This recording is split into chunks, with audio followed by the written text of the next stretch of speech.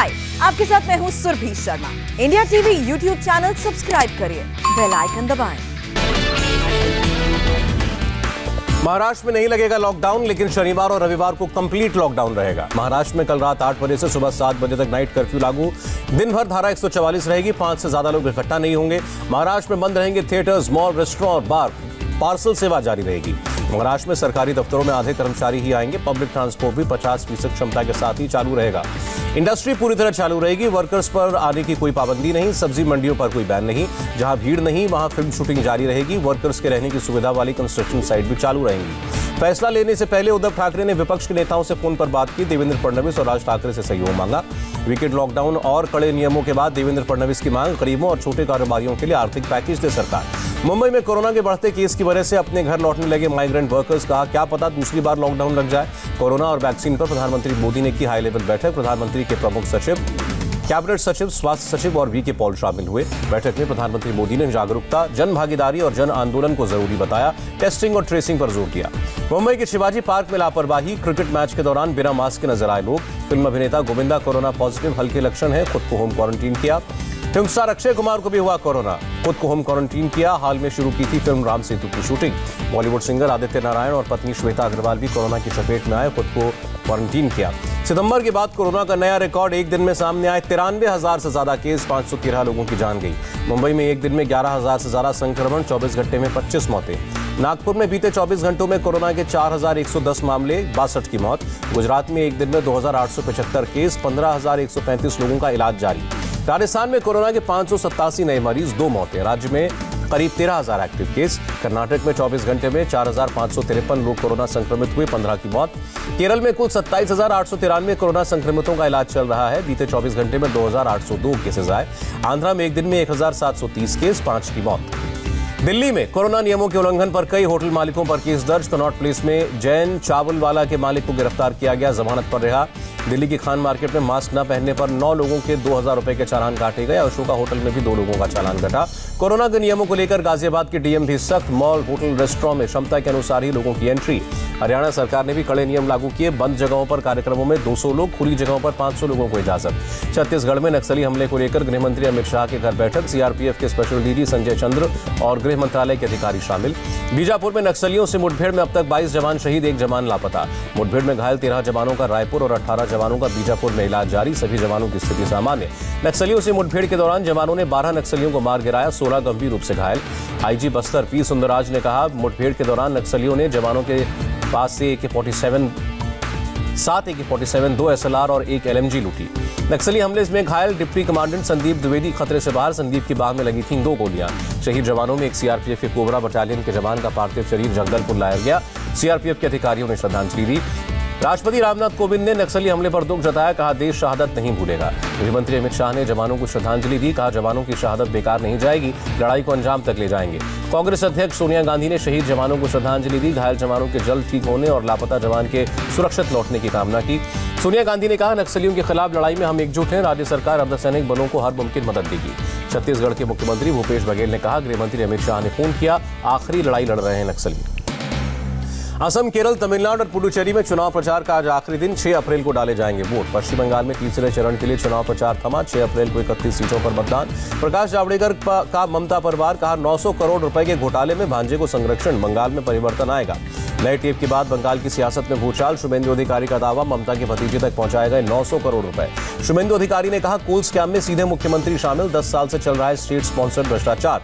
दिनेश त्रिवेदी ने कहा, ममता को स्कैम की जानकारी थी, धृतराष्ट्र की तरह सब कुछ देखती रही।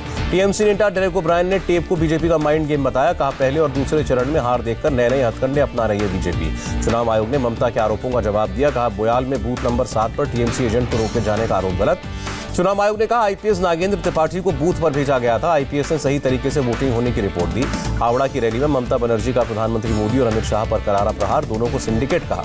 हुगली की रैली में ममता ने प्रधानमंत्री पर हमला बोला, कहा इतना खराब प्रधानमंत्री कभी नहीं देखा, रोज झूठ बोलते हैं। ममता पर जेपी नड्डा का पलटवार, बोले टीएमसी अपना आपा खो चुकी है, उसे नहीं पता क्या बोलना है क्या नहीं। ममता पर योगी आदित्यनाथ का तंज, एक मुख्यमंत्री का बूथ पर 2 घंटे बैठने का मतलब साफ है, ममता दीदी ने खुद ही हार मान ली।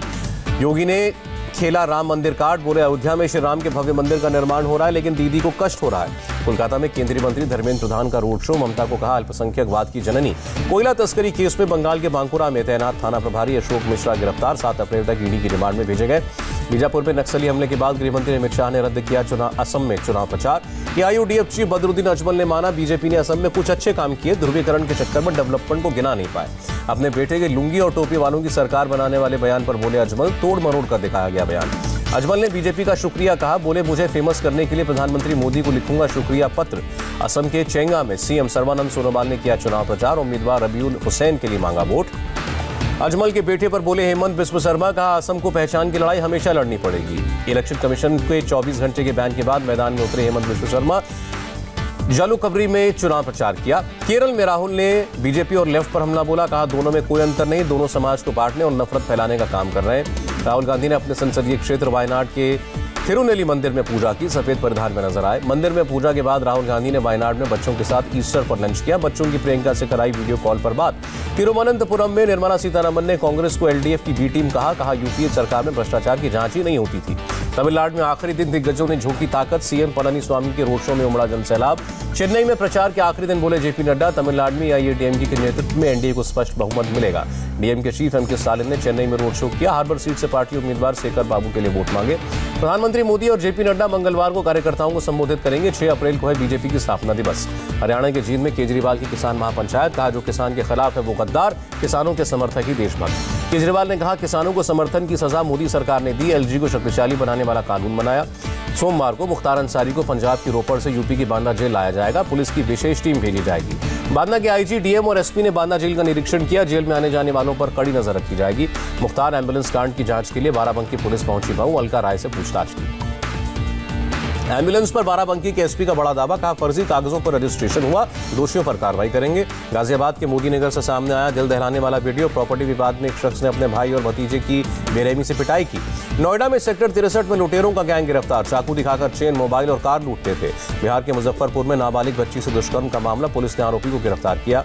उत्तराखंड के जंगलों में लगी आग बेकाबू, 4 की मौत, 40 जगहों पर लगी हुई आग। मुख्यमंत्री तीरथ सिंह रावत ने वन विभाग के अधिकारियों के साथ बैठक की। कहा आग बुझाने के लिए केंद्र ने दिए हैं 2 हेलीकॉप्टर। मुंबई के दहिसर जंबो कोविड सेंटर पर लगी आग, कोई हताहत नहीं। उज्जैन में अस्पताल में आईसीयू में आग लगी, 80 मरीजों को सुरक्षित निकाला गया।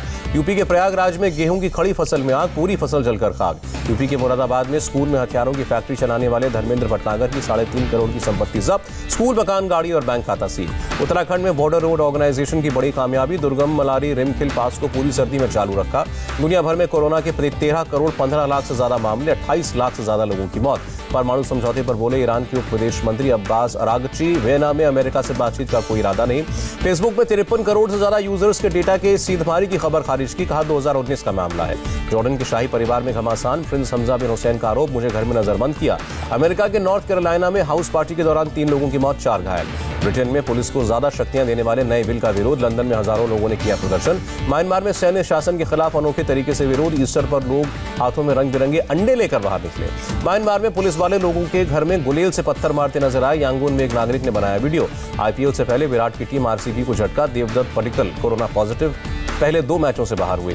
बीसीसीआई का बड़ा बयान। आईपीएल खिलाड़ियों को लगेगा कोरोना का टीका। स्वास्थ्य मंत्रालय से हो रही है बात। आईपीएल से पहले दिल्ली के असिस्टेंट कोच मोहम्मद कैफ ने अपनी टीम पर भरोसा जताया। कहा हमारे पास चैंपियन बनाने वाले खिलाड़ी मौजूद। ऑस्ट्रेलिया की महिला टीम ने लगातार 22 वनडे जीतकर वर्ल्ड रिकॉर्ड बनाया। रिकी पॉन्टिंग को छोड़ा पीछे। साउथ की सुपरहिट फिल्म मास्टर के हिंदी रीमेक में नजर आएंगे सलमान खान। फिल्म को हिंदी ऑडियंस के हिसाब से बनाने की शर्त रखी। और सलमान खान की मच अवेटेड फिल्म राधे का ट्रेलर हुआ सीबीएफसी से पास। ईद के मौके पर फिल्म होगी release. Hi, I am Surabhi Sharma. खबरों से अपडेट रहने के लिए India TV YouTube channel subscribe करिए। साथ में बेल आइकन जरूर दबाएं। जुड़े रहें इंडिया टीवी के साथ।